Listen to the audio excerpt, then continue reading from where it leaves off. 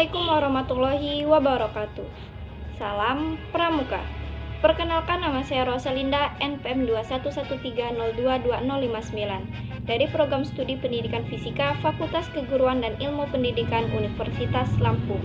Di sini saya akan melanjutkan penjelasan tentang Undang-Undang Republik Indonesia Nomor 12 Tahun 2010 tentang Gerakan Kepramukaan, yang mana akan saya mulai dari pasal 17. Pasal ke-17. Ayat pertama, evaluasi dilakukan dalam rangka pengendalian mutu pendidikan kepramukaan sebagai bentuk akuntabilitas penyelenggaraan pendidikan kepramukaan kepada pihak yang berkepentingan, yaitu contohnya melakukan sebuah penilaian terhadap suatu kegiatan yang telah dilakukan.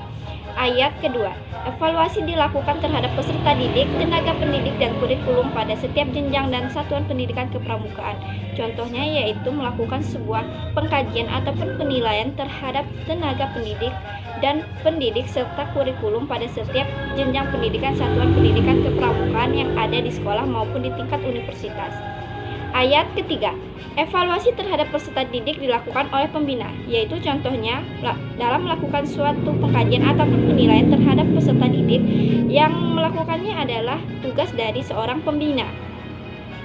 Dan pada ayat keempat, evaluasi terhadap tenaga pendidik dilakukan oleh Pusat Pendidikan dan Pelatihan Nasional yang dibentuk oleh Kuartir Nasional. Contohnya, untuk melakukan suatu penilaian pada tenaga pendidik, maka yang bertugas adalah Pusat Pendidikan dan Pelatihan Nasional yang dibentuk dalam kata Kuartir Nasional. Dan pada ayat kelima, evaluasi terhadap kurikulum pendidikan kepramukaan dilakukan oleh Pusat Pendidikan dan Pelatihan Nasional yang dibentuk oleh Kuartir Nasional.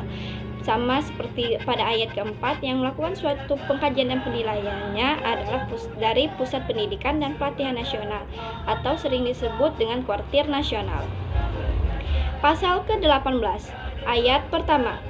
Akreditasi dilakukan untuk menentukan kelayakan kegiatan dan satuan pendidikan kepramukaan pada setiap jenjang pendidikan kepramukaan. Contohnya bahwa akreditasi ini sangat diperlukan untuk menentukan layak atau tidaknya kegiatan dari satuan pendidikan kepramukaan di setiap jenjang pendidikan kepramukaan yang ada. Dan pada ayat kedua, akreditasi dilakukan atas dasar kriteria yang bersifat terbuka dan dilakukan oleh lembaga akreditasi sesuai dengan peraturan perundang-undangan. Contohnya akreditasi dilakukan atas dasar kriteria yang dibutuhkan ataupun yang diperlukan sesuai dengan peraturan perundang-undangan yang ada. Dan pasal ke-19, sertifikat terbentuk, tanda kecakapan, dan sertifikat kompetensi. Contohnya seperti isi dari SKU ataupun dari sertifikat kompetensi yang dimiliki oleh setiap anggota kepramukaan. Dan pada ayat kedua, tanda kecakapan diberikan kepada peserta didik sebagai pengakuan terhadap kompetensi peserta didik melalui penilaian terhadap perilaku dalam pengamalan nilai serta uji kecakapan umum dan uji kecakapan khusus sesuai dengan jenjang pendidikan kepramukaan. Contohnya adalah tanda kecakapan diberikan kepada seorang pendidik ataupun sebagai apresiasi atas sesuatu hal yang telah dilakukan oleh anggota kepramukaan yang memiliki prestasi pada bidang tertentu. Dan pada ayat ketiga, sertifikat kompetensi bagi tenaga pendidik diberikan oleh Pusat Pendidikan dan Pelatihan Kepramukaan pada tingkat nasional, yaitu contohnya sertifikat kompetensi ataupun apresiasi terhadap suatu prestasi yang dimiliki oleh anggota pramuka akan diberikan langsung oleh Pusat Pendidikan dan Pelatihan Kepramukaan pada tingkat nasional.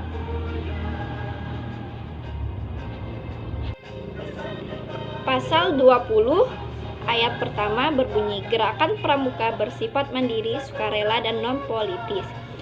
Contohnya adalah pada gerakan pramuka ini, anggota ataupun orang yang mengikuti gerakan pramuka harus memiliki sifat yang mandiri, sukarela, dan non-politis.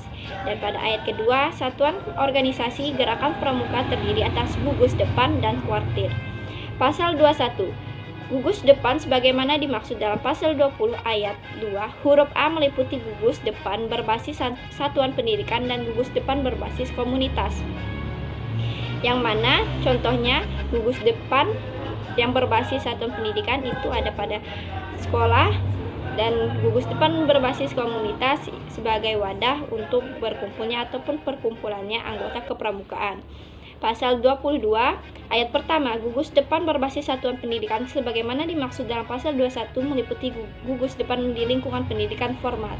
Contohnya, gugus depan harus diperlukan pada lingkungan pendidikan formal agar dapat memahami ataupun membimbing satu sama lain.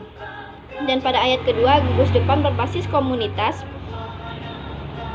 12 atau per 34 dimaksud dalam pasal 21 meliputi gugus organisasi komunitas kewilayahan agama, profesi, organisasi kemasyarakatan dan komunitas lain. Dan pasal 23, kuartir sebagaimana dimaksud dalam pasal 20 ayat 2 huruf B terdiri atas yang pertama kuartir ranting, dan yang kedua kuartir cabang, dan yang ketiga kuartir daerah, dan yang terakhir ada kuartir nasional. Pasal 24 berbunyi gugus depan sebagaimana dimaksud dalam pasal 20 ayat 2 huruf A dibentuk melalui musyawarah anggota pramuka. Yang dimaksud dan contohnya adalah gugus depan ini dibentuk melalui musyawarah anggota pramuka untuk mencapai tujuan yang bersama. Dan pasal 25 ayat 1 gugus depan sebagaimana dimaksud dalam pasal 24 dapat membentuk kuartir ranting, yang mana contohnya adalah gugus depan bertugas ataupun memiliki hak untuk membentuk kuartir ranting. Dan pada ayat kedua, kuartir ranting sebagaimana pada ayat 1 dapat membentuk kuartir cabang, yang mana contohnya kuartir ranting memiliki tugas ataupun hak untuk membentuk kuartir cabang anggota kepramukaan. Dan pasal 26 ayat 1, kuartir cabang sebagaimana dimaksud dalam pasal 25 ayat 2 dapat membentuk kuartir daerah. Contohnya adalah kuartir cabang memiliki tugas ataupun hak untuk membentuk kuartir daerah sebagai wadah untuk anggota kepramukaan di daerah-daerah yang ada. Dan pasal kedua, kuartir daerah sebagaimana dimaksud pada ayat 1 dapat membentuk kuartir nasional, yaitu kuartir daerah memiliki tugas untuk membentuk kuartir nasional. Dan pasal 21 ayat pertama, kepengurusan kuartir sebagaimana dimaksud dalam pasal 23 dipilih oleh pengurus organisasi gerakan pramuka yang berada di bawahnya secara demokratis melalui musyawarah kuartir.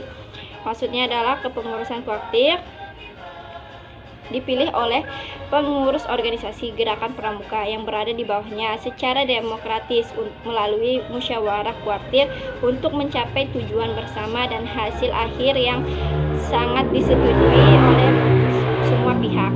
Dan pada ayat kedua, kepengurusan sebagaimana dimaksud pada ayat 1 tidak terikat dengan jabatan publik. Pasal 28 ayat 1, kuartir ranting sebagaimana dimaksud dalam pasal 23 huruf A merupakan satuan organisasi gerakan pramuka di kecamatan. Ayat kedua, kuartir ranting mempunyai tugas memimpin dan mengendalikan gerakan pramuka dan kegiatan kepramukaan di kecamatan. Contohnya ataupun yang dimaksud pada ayat kedua ini adalah kuartir ranting memiliki tugas dan hak kewajiban untuk memimpin serta mengendalikan gerakan pramuka dan kegiatan kepramukaan yang ada di kecamatan. Dan ayat ketiga, kuartir ranting sebagaimana dimaksud pada ayat 1 dibentuk oleh paling sedikit 5 gugus depan melalui musyawarah ranting. Contohnya adalah kuartir ranting paling sedikit 5 gugus depan melalui musyawarah ranting yang dibentuk untuk mendapatkan hasil yang maksimal. Dan pada ayat keempat, kepengurusan kuartir ranting dibentuk melalui musyawarah ranting yang maksudnya ataupun yang artinya kepengurusan kuartir ranting dibentuk melalui musyawarah ranting. Dan yang kelima, kepemimpinan kuartir ranting bersifat kolektif.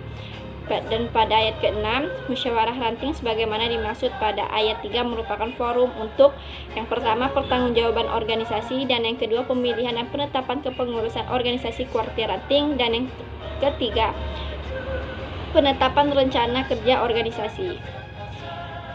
Baiklah, pada pasal ke-29 ini ayat pertama, kuartir cabang sebagaimana dimaksud dalam pasal 23 huruf B merupakan organisasi gerakan pramuka di kabupaten ataupun kota. Yang dimaksud pada kuartir cabang ataupun pada ayat pertama ini adalah kuartir cabang merupakan organisasi gerakan pramuka yang ada pada lingkup kabupaten ataupun kota. Dan pada ayat kedua, kuartir cabang mempunyai tugas memimpin dan mengendalikan gerakan pramuka dan kegiatan kepramukaan di kabupaten ataupun kota. Contohnya adalah kuartir cabang memiliki tugas untuk memimpin serta mengendalikan gerakan pramuka dan kegiatan-kegiatan kepramukaan yang ada pada lingkungan kabupaten ataupun kota. Dan pada ayat ketiga, kuartir cabang sebagaimana dimaksud pada ayat 1 dibentuk melalui musyawarah cabang untuk mencapai tujuan bersama. Dan pada ayat keempat, kepengurusan kuartir cabang dibentuk melalui musyawarah cabang. Yang maksudnya ataupun contohnya adalah kepengurusan kuartir cabang dibentuk melalui musyawarah cabang. Dan pada ayat kelima, kepemimpinan kuartir cabang bersifat kolektif. Dan yang keenam, musyawarah cabang sebagaimana dimaksud pada ayat 3 merupakan forum untuk pertanggungjawaban organisasi, pemilihan dan penetapan kepengurusan organisasi kuartir cabang. Dan yang terakhir, penetapan rencana kerja organisasi. Baiklah, pada pasal ke-30 ayat pertama, kuartir daerah sebagaimana dimaksud dalam pasal 23 huruf C merupakan organisasi gerakan pramuka di provinsi, yang mana contohnya adalah kuartir daerah ini dibentuk untuk menjadikan organisasi gerakan pramuka yang ada pada lingkungan provinsi. Dan pada ayat kedua, kuartir daerah mempunyai tugas memimpin dan mengendalikan gerakan pramuka dan kegiatan kepramukaan di provinsi.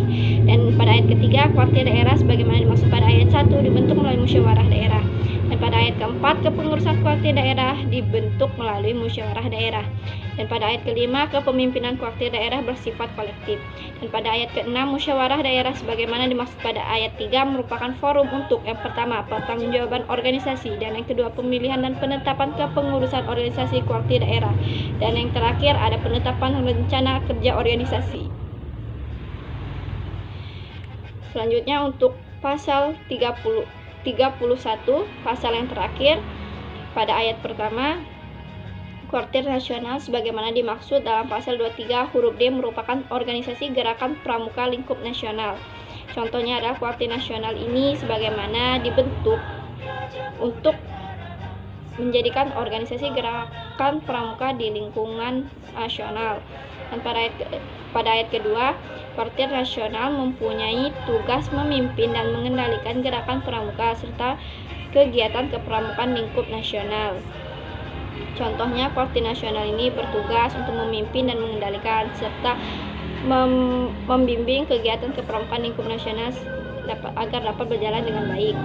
Dan pada ayat ketiga, kuartir nasional sebagaimana dimaksud pada ayat 1 dibentuk melalui musyawarah nasional, yaitu kuartir nasional ini dibentuk melalui musyawarah nasional agar dapat terciptanya tujuan bersama yang baik antar semua pihak. Dan pada ayat keempat, kepengurusan kuartir nasional dibentuk melalui musyawarah nasional. Dan pada ayat kelima, kepemimpinan kuartir nasional bersifat kolektif. Pada ayat ke-6, musyawarah nasional sebagaimana dimaksud pada ayat 3 merupakan forum musyawarah tertinggi untuk yang pertama bertugas sebagai penanggung-jawaban organisasi, dan yang kedua bertugas sebagai pemilihan dan penetapan kepengurusan organisasi kuartir nasional, dan yang ketiga bertugas sebagai melakukan perubahan dan penetapan anggaran dasar dan anggaran rumah tangga, dan yang terakhir bertugas sebagai penetapan rencana kerja strategis organisasi. Baiklah, sekian penjelasan dari saya mengenai Undang-Undang Republik Indonesia Nomor 12 Tahun 2010 tentang gerakan kepramukaan dari pasal 17 sampai dengan pasal ke-31. Mohon maaf apabila terdapat salah kata yang saya gunakan, dan kepada Allah saya mohon ampun. Saya akhiri, wabillahi taufiq wal hidayah. Wassalamualaikum warahmatullahi wabarakatuh.